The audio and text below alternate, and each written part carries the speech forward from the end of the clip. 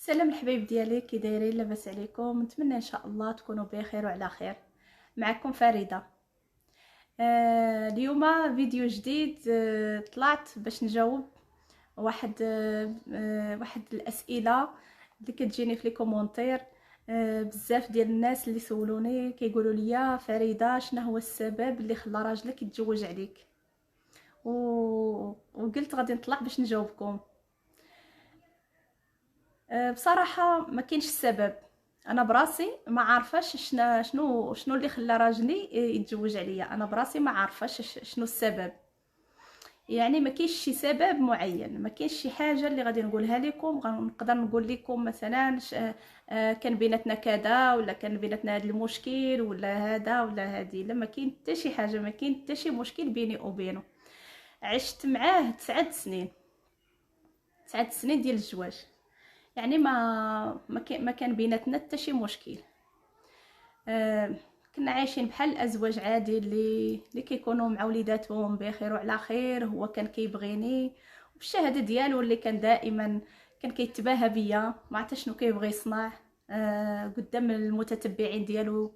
كل فين ما كيطلع في لايف كيبقى يشكر فيا بزاف وكيشكر وكيقول لهم عندي يعني مراتي هي عينيا، مراتي كذا، مراتي كنبغيها احسن مرا. وكيشكر في عائلتي. ما صراحه راجلي ما كان فرحان معايا بزاف. كان كان كيبغيني وكان فرحان معايا وكل شيء. علاش انايا ملي تزوج عليا تفاجأت وتصدمت، حيتاش ما كان حتى شي مشكل بيني وبينه. مازال كون كانت شي حاجه ولا كون كان مشاكل ما غاديش تجيني، ما غاديش تجيني غريبه. يعني شي حاجه اللي غريبه انه يتزوج عليا انا. ما كان خاصو معايا حتى شي خير. والصراحه حتى هو كان معايا مزيان. كان كيتعامل معنا زوين، تعامل معايا زوين مع وليداتو. وليداتو ما مخصصهم حتى في شي حاجه. اي حاجه بغاوها ومن غير ما يبغيو كيجيبها ليهم. ديما هو راه فين ما كيخرج يدخل يجيب ليهم داكشي اللي كيبغي، ولا الالعاب وكل شيء. يعني ما مخصصهم حتى في شي حاجه. وانا كذلك. انا راجلي ما عمر ما خلاني فين نطلب ليه شي حاجه نقول ليه جيب ليا ولا شري ليا ولا اعطيني ولا كذا. ما عمر ما خلاني نقولها ليه. يعني كيقول لي كل شيء ديالك ما كيخليني، يعني كيخرجني، كيسافر بيا وكيسافر بوليداتو. كيتعامل معنا زوين. كان ديما في الدار، ما كيبغيش يخرج. كيتعجبو الدار. هو ما عندوش مع القهاوي، ما عندوش يعني. كان معنا مزيان. يعني كنهضر، هذه هي الحياه ديالنا. الا كانوا نقاشات مثلا، كتكون شي نقاش بيني وبينه عادي. علاش؟ حيتاش كنا انا وياه، انا كنتبعو في اللايفات بزاف. حيت كان كيهضر مثلا بعض المرات في السياسه، شي حاجه هكا ما كنبغيش يهضر عليها في اللايفات. كنتبع ديما، كنشوف كنخاف يدير شي غلط في اللايف. وكان كيدير اغلاط بزاف. كنوقف ليه داك اللايف، كنصوني ليه ديك الساعات، كنقول ليه داك اللايف ما عجبنيش، كنتقلق، ما كيعجبنيش الحال. وهو ما كانش كيعجبو مثلا الحال انني نعيط ليه نقول ليه علاش درتي هذا اللايف ولا شي حاجه. كيكون شي نقاش خفيف هكا يا صافي كنحيدو. ما كاين حتى شي مشكل. انا بيني وبين راجلي كنتعامل معاه بحال شي بيبي صغير. كنت كنعاملو واحد المعامله خاصه. يمكن كنت كنعيق بالمعامله ديالي معاه. كنت نتبعو في كل شيء، في اي حاجه كل نهار. بدل هذوك الحوايج، سير تحسن. دوش قاد صايب. الا مشى يخرج ما نخليش يخرج حتى يلبس حوايج، حتى يلبس حوايج مزيانين. وحتى الا خرج ما شتوش ولبس شي حاجه ماشي هي هذيك نتقلق عليه، ما كنبغيش. يعني كنتبعو يعني كنتبعو بزاف. كنتهلا فيه بزاف. الماكله في وقتها. الماكله ما عمر ما خليته بلا غدا ولا بلا عشاء ولا بلا فطور. ديما ديما ديما انا حاضره. واخا هو قال في شي لايفات وطلع كيقول لهم كتشد التليفون نهار. كنشد التليفون فعلا. ما كايناش شي مره اللي ما كتشدش التليفون. كنشد التليفون ملي كيكون عندي داك الوقت اللي مساليه فيه. حتى كنوكل ولادي، حتى كنقي داري، حتى كنكون مساليه، كنبغي نستريح كنستريح في داك التليفون عادي بحال الناس. ولكن وليداتي مقابلاهم بمعنى الكلمه، ويعني ولادي ما مخصاهم حتى شي حاجه وما مخاصين حتى شي حاجه، غير ما ديما حاضيه. واخا شتي ديك الوقت اللي كنشد فيه التليفون انايا بالي مع وليداتي، يعني راده البال الحمد لله. وما عمر ما عمر وليداتي يعني ما عمر ما وقعت لهم شي حاجه، ولا ديك اللقطه انني انا شاده التليفون وما مشاو مثلا وقعات لهم شي حاجه وانا ما فراسيش، ولا الى غير خرجوا برا شويه في الفيرما مثلا على برا، وهذا صافي خاصني نعيط عليهم. ما نخلي تصور مساكن كنمنعهم غير على يلعبوا الا ما كنتش حداهم انايا نحضيهم.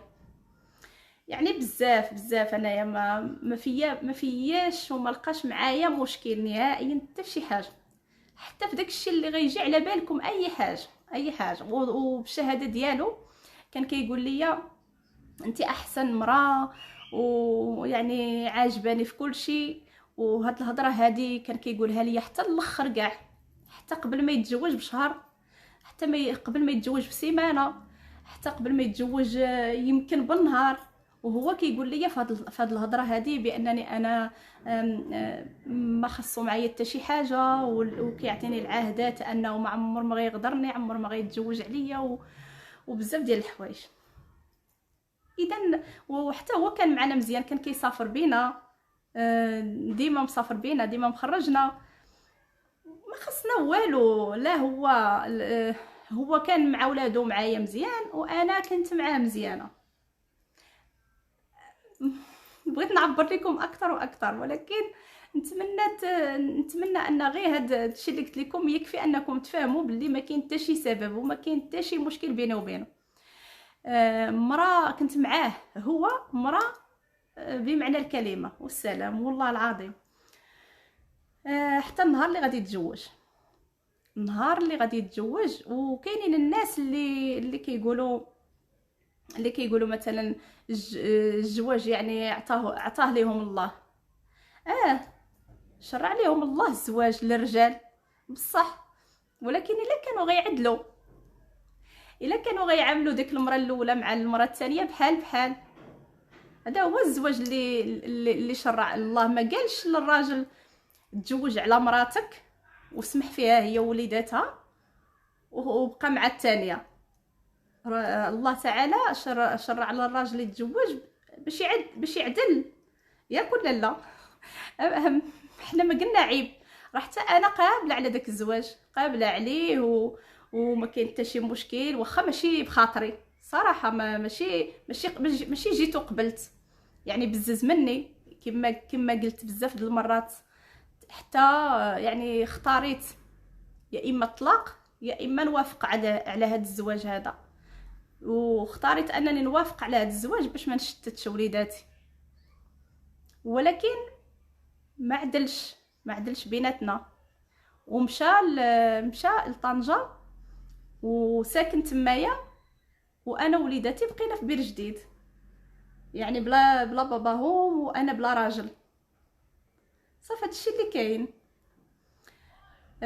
يعني واش هذا هو الزواج اللي شرع الله للرجال باش يعاودوا الزواج، يعني باش يتزوجوا بالثانيه ويسمحوا في الاولى؟ الا كان هكا قولوا لي. يا المهم الحمد لله الكومونتيرات ديالكم كلهم كلشي معايا الحمد لله، كلشي كيشكر فيا وكلشي كيساندني وكلشي عجبني الحال بزاف. كاين قليل واحد جوج كومونتيرات كاع اللي قريت في هذوك الكومونتيرات اللي كيسولوني اللي كيقولوا لي مثلا الزواج شرعوا الله، حيتاش ما سمعوش، يمكن ما فاهمينش كيحسب ليهم انا كنبكي علاش تزوج عليا. لا، انا هنايا ما كنبكيش علاش تزوج عليا، انا هنايا طالعه باش نبرأ داكشي اللي كيقول ديال الكذوب عليا. اما الزواج اللي تزوج عليا انا صافي ملي قبلته راه قبلته، وانا عطيته الموافقه ديال الزواج. وكون ما مشاش لطنجة وخلانا وكون عدل بيناتنا، كون راني قابله به بهذاك الزواج، كون راني باقا معاه وكان باقي مع وليداتو، وكون رحنا مجموعين كاملين وكون عدل بيناتنا، كون رحنا كاع ما تلقاوني دابا كنهضر هنايا. ولكن ما عدلش ومشى لطنجة سكن تما، وبقيت انايا بثلاثه ديال الوليدات. وموراها كيقول لي غادي تعطيني الفيرما حيت تزوج عليا، خاصني نرجع ليه الفيرما. وبزاف ديال المشاكل وحدين اخرين. يعني انا ما غاديش نقول كل شيء وما غاديش نقول شي حوايج، يعني انا هنا غير كنوضح لكم السؤال ديالكم اللي قلتوا لي شنو هو السبب اللي خلاه تزوج عليك. ما كاينش سبب، بغا يتزوج وماشي كان كيفكر، وانا متاكده انه ما كانش عنده في بالو انه باغي يتزوج عليا، ما عمر ما كان في بالو انه باغي يتزوج عليا. والدليل على هذا انه كون كان في بالو انه غيتزوج عليا شي نهار، ما كانش غيكتب ليا الفيرما ويشري ليا الطوموبيل ويشري ليا يعني ويدير ليا داكشي كامل اللي دار ليا. يعني الراجل ما كانش في بالو نهائيا انه غيتزوج عليا. حتى النهار اللي غادي يوقع لي وقع يتزوج، تما فين غيتبدل الراجل، تما فين غينوض يتقلب عليا، تما فين غيمشي لطنجة يسكن. صافي تما فين تدمر الحياه ديالنا، العش ديالنا فين دمر العش ديالنا. نهار تزوج، من نهار تزوج بداو المشاكل. هاد العام الاخر اللي تزوج فيه هو فين ولاو عندنا انا وياه المشاكل، مشاكل ديال بصح. يعني ديك 9 سنين اللي عشناه انا وياه بلا مشاكل وبلا حتى شي حاجه، فهاد العام اللي تزوج فيه عشنا فيه الويلات، عشنا فيه المشاكل يعني من بعد الزواج. هذا هو علاش الراجل الا ما كانش قاد على انه يعدل ما بين جوج عيالات وما كانش قاد، خص ما يتزوجش. الا كان قاد على انه يعدل ما بين جوج عيالات ويكون هو الراجل وكل شيء، ديك الساعه راه شكون يبكي وشكون يشكي. مرحبا شر، مادام الله اللي عطى لهم انهم يتزوجوا ما كاين حتى شي مشكل. صافي هذا هو اللي كاين. انا كنت كنتعامل معاه معامله زوينه، كنت كنتبعو بحال شي بيبي صغير، كنت ديما تابعاه في كل شيء، في اي حاجه، في اي حاجه تابعاه. كنشوف شنو خاصو شنو اللي ما خاصوش. دواش، غسل، لبس حوايجك، سير تحسن يوميا. الا خرج غير شي نهار ماشي هو هذاك ما لابسش مزيان ولا شي حاجه كنتقلق عليه، كنقول ليه علاش تخرج هكاك، علاش طلعتي في اللايف ما محسنش، علاش ما بدلتيش حوايجك. راه الناس الالاف ديال الناس اللي كيشوفوا فيك، خاصك ديما تبان مزيان قدام الناس وكذا وهذا. ديما تابعه، ديما حاضيه، لدرجه ان اللايفات ديالو ديما كنشوفوه. فين ما يدير شي لايف كنشوف داك اللايف ديالو واش ما يديرش فيه شي غلط. انا فاش كنت كنشوف اللايف ديالو يعني كنتبعو فقط واش ما يديرش شي غلط. مع سبق تشد واحد 24 ساعه بواحد الغلط دارو، ومن بعد عاوتاني يدخل الحبس على واحد الغلط دارو، ومن بعد عاوتاني كيهضر مثلا كيهضر على هكا شي حد انا ما كنبغيش، كنقول ليه لا ما تجبد حتى شي واحد، لا ما تهضر حتى على شي حاجه ماشي هي هذيك. ديما انا حاضيه في دوك اللايفات، ديما حاضيه في الا خرج ديما نعيط عليه فينك واش جيتي ما جيتيش. وحتى هو كيتصل بيا بزاف. الا خرج مثلا غير الا خرج يتسخر خاص يتصل بيا 5 دقائق، شنو خاصك شنو كديري يلا خرج من عندي. وما كيتعطلش على برا، ما كيمشي للقهاوي ما حتى شي حاجه. كيقول لي كنرتاح معاك في الدار بزاف، مرتاح في داري، مرتاح معاك، ما خاصني معاك حتى شي حاجه. شتي غير قبل ما يتزوج بسيمانه كما كنقول لكم كيقول لي انت يعني انت احسن مراه، انت فيك كلشي داكشي اللي بغيت. كان كيقول لي ما يمكنش انا نتزوج عليك شي نهار ولا ندير عليك شي حاجه ولا، لان ما فيكش شي حاجه تعيب. بنت الناس، الاخلاق، انسانه مزيانه طيبه، فيك جميع الصفات اللي انا كنت كنقلب عليهم فيك. ما عندي حتى شي حاجه اللي غادي تخليني انا نتزوج عليك واحد النهار. المهم حتى داك النهار اللي تزوج، اللي تبدل علينا واللي ناض معانا، يعني اللي ناض معانا الصداع وناضوا المشاكل وتشتت. النهار اللي تزوجت تشتتنا. تشتت هو، بعدا تشتت هو على الفيرما، تشتت على الخيل ديالو. انا غادي نقول لكم واحد النقطه، الا كنت انا عندي معاه شي سبب باش تزوج عليا، غادي نقولوا عنده السبب حتى مع الخيل ديالو. راه الخيل ديالو كان عزيز عليه بزاف، يعني مادام سخاب الخيل ديالو انه باعو ومشى وخلاه، وديك الفيرما كانت عزيزه عليه بزاف، كان كيحماق على الفيرما، كان كيدورو يقول لي الناس اللي كيجيو هنايا راه كيحماقوا على هاد الفيرما، كيتصوروه هنايا، كيقول لي زعما احسن احنا اللي عايشين في هاد الدنيا. كيقول لي الهوا هنايا زوين نقي، كلشي عاجبو الحال. المهم في الفيرما كان فرحان معايا، كان فرحان مع وليداتو، كان فرحان في الفيرما. شحال ما نقول لكم والله العظيم الا ماشي غير هكا، كتر وكتر من هكا. كنا عايشين مزيانين، وشهاده الناس اللي عارفيننا، الشهاده ديال المشاهدين اللي كان دائما كيشكر فيا. كان عائلتي كانوا عزازين عليه بزاف لواحد الدرجه ما تصوروش. انا كنت عزيزه عليه وكان كيبغيني، وحتى انا كنت كنعتبره هو كلشي في الحياه ديالي. حتى النهار تزوج كلشي تشتت، النهار اللي تزوج تشتت كلشي. هذا هو اللي كاين. وعلاش؟ المهم انا عطيتكم كيفاش كنا عايشين، ما كاين حتى شي مشكل بيني وبينه، وانتم حكموا.